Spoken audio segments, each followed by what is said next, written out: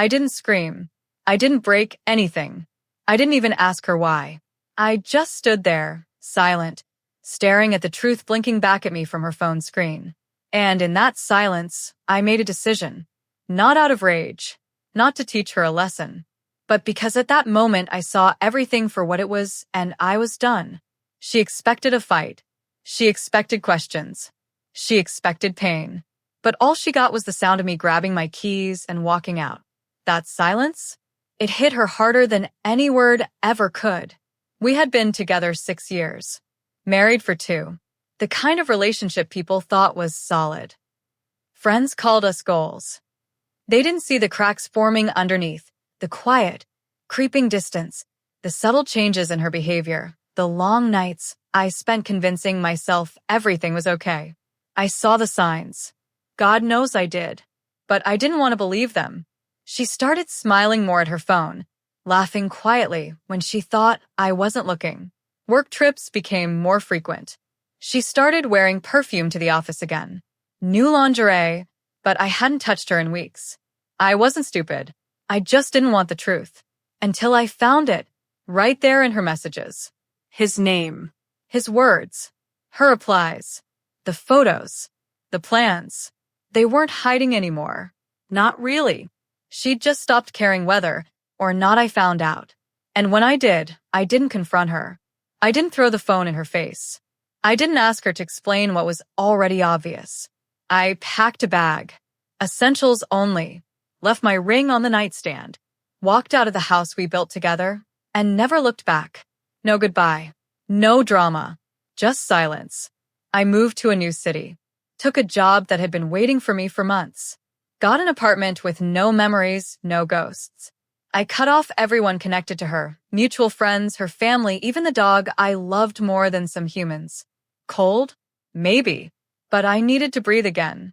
I needed to be someone other than the man who got cheated on and stayed. And for the first few weeks, the pain was unbearable. I'd lie awake wondering how long she had been gone in her heart before I ever walked out. I replayed everything. Our first date, our wedding, that stupid inside joke we had about always choosing each other even when things got hard.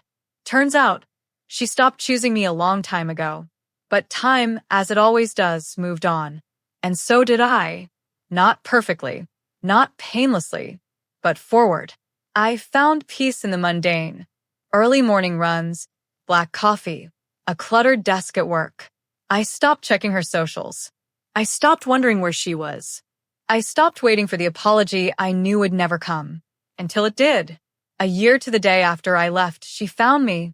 I was walking home from the gym, headphones in, mind on nothing when I saw her. Standing at the front of my building. Same coat.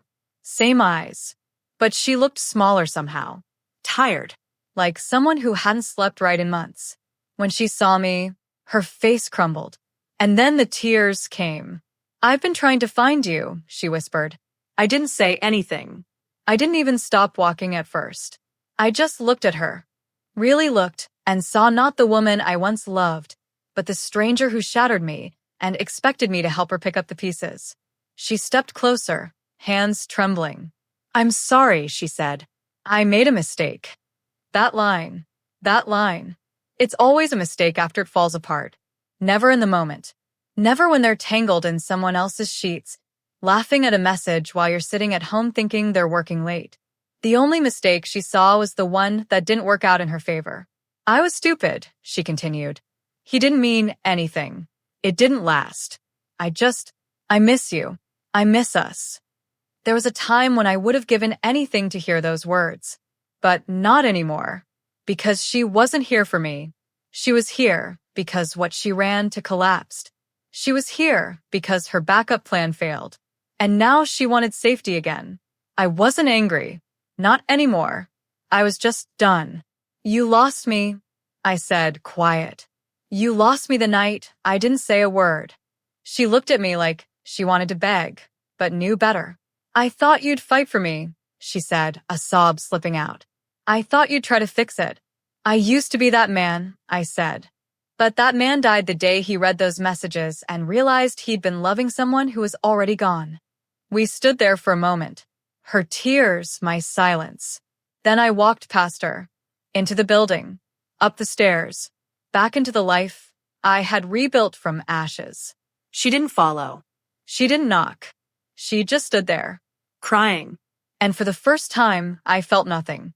Not rage, not sadness, just peace. Because I knew something she didn't. The worst part of betrayal isn't the pain. It's the indifference that comes after it. When you've healed so far beyond what they broke, that even their tears can't reach you anymore. That's when you know you've truly moved on. And some people, they don't deserve a second chance. Not because they made a mistake, but because when they had you, they treated you like you were temporary. And now, they're just a shadow standing at your door, crying over the future they gave away.